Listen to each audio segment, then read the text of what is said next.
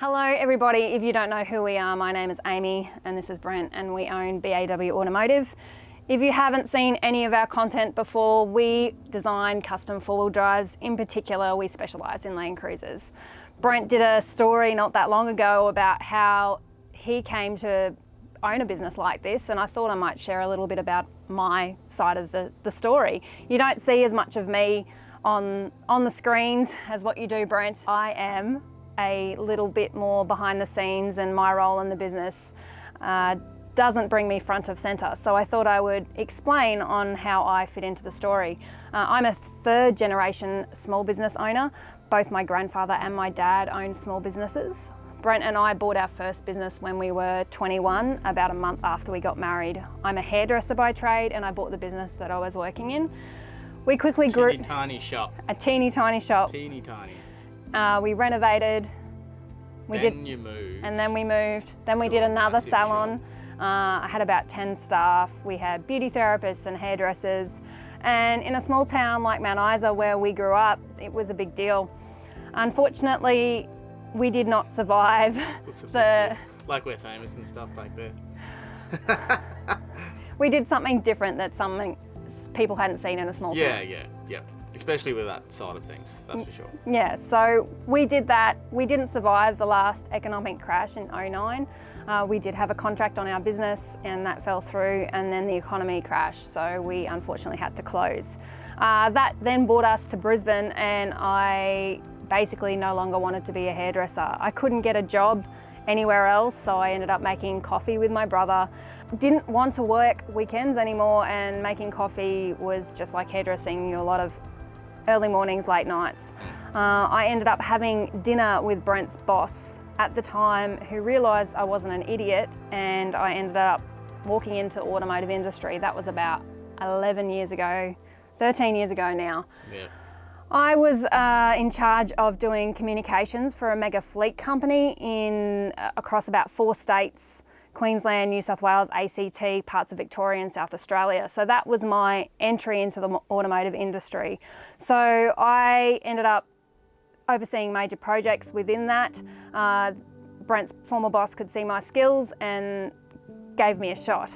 So that's how I came into the automotive industry. I had a pause there for a bit and created 3 tiny human beings who are 9, 7 and nearly 5. Which basically happened when I started, it kind of happened a little bit after SAF, didn't it?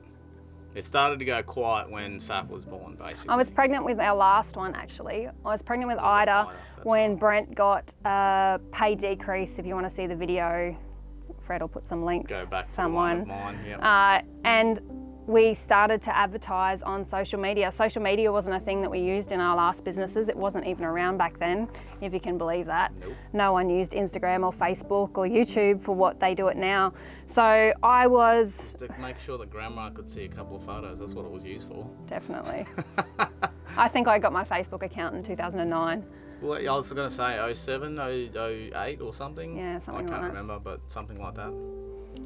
Anyway, I had small children. We were in our driveway, literally just trying to put food on the table. I'd spend hours and hours on Instagram liking people's photos, going, nice cruiser, nice wheels, blah, blah, blah, blah, blah, to get attention. In between having a newborn, a 2-year-old and a 4-year-old at home, and Brent would be in the driveway doing the most random jobs that you could ever see, just really. Whatever. Bills, yeah. Anybody that rang, we just said yes.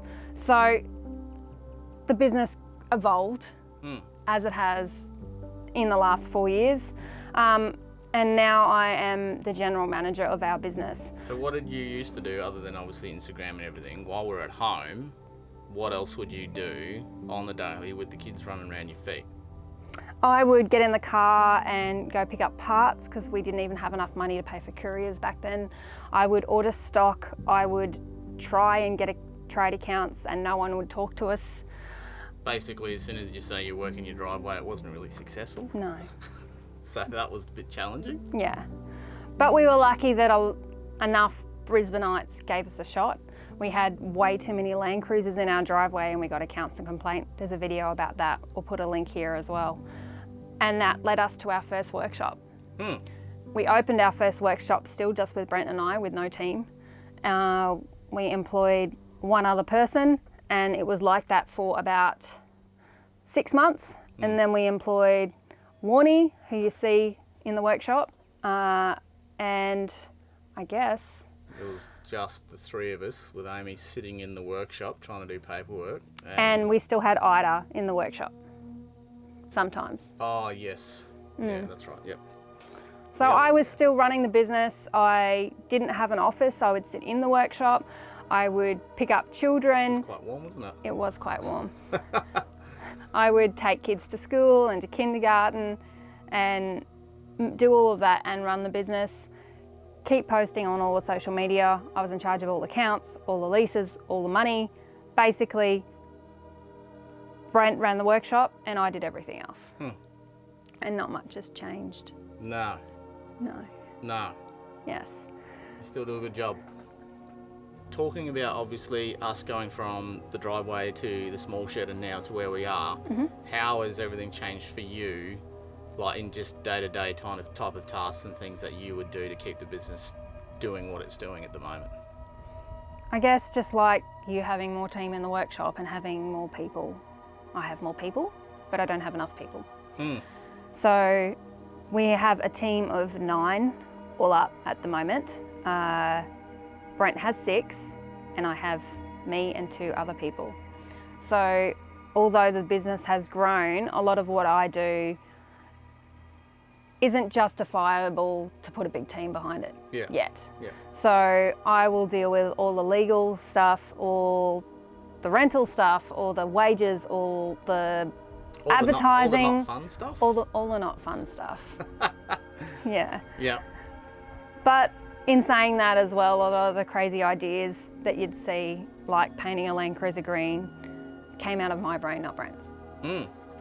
Or like even show things, stuff like that. Yeah. I'm not good at that. That's not my jam. I just don't do it. But Ames is quite creative in her ideas and things that she does, like all of our sign writing and all that. Like, that's not me. Amy does that. She's got really good eye for things like those sorts of stickers and just that kind of stuff. That's don't ask me to do it. You won't get a very good design. So ask this one. So anything, if you want your cruiser built, that's Brent's scenario. How everything works mechanically and electrically, that's Brent's scenario. The way the workshop runs, that's all Brent.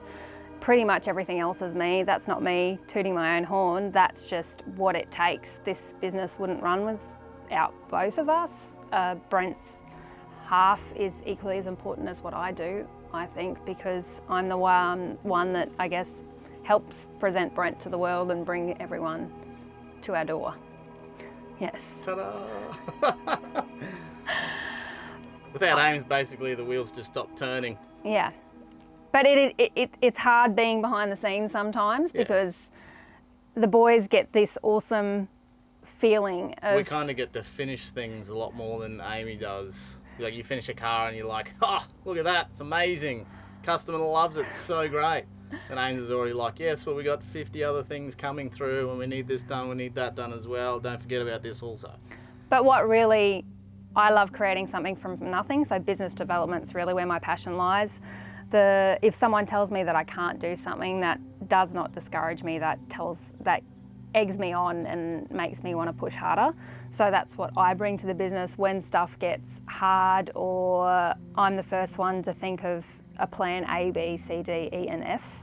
So would that be accurate? Yeah, 100%. Yeah, so sometimes that's what I can bring to the table, and because I do have a little bit more automotive experience from the previous aftermarket company that I worked for, I can see things and walk into the workshop from an outsider looking in that sometimes you can't see when you're in it. Mm-hmm.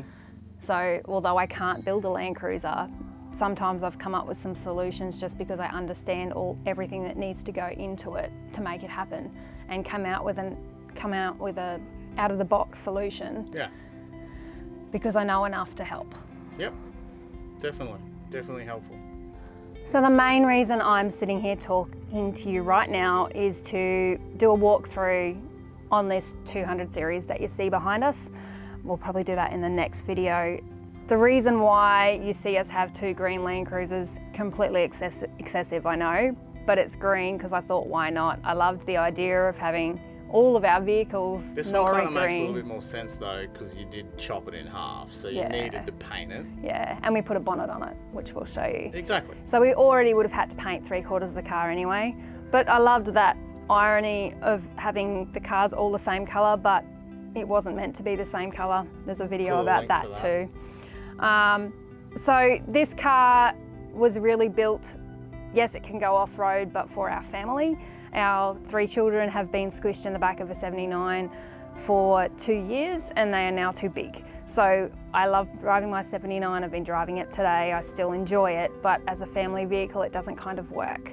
So we needed more space for our children and more space for all of the stuff that comes with having children. 100%. So we wanted something that we could still use for the business and show you guys what we could do, but also for our family was a little bit more appropriate.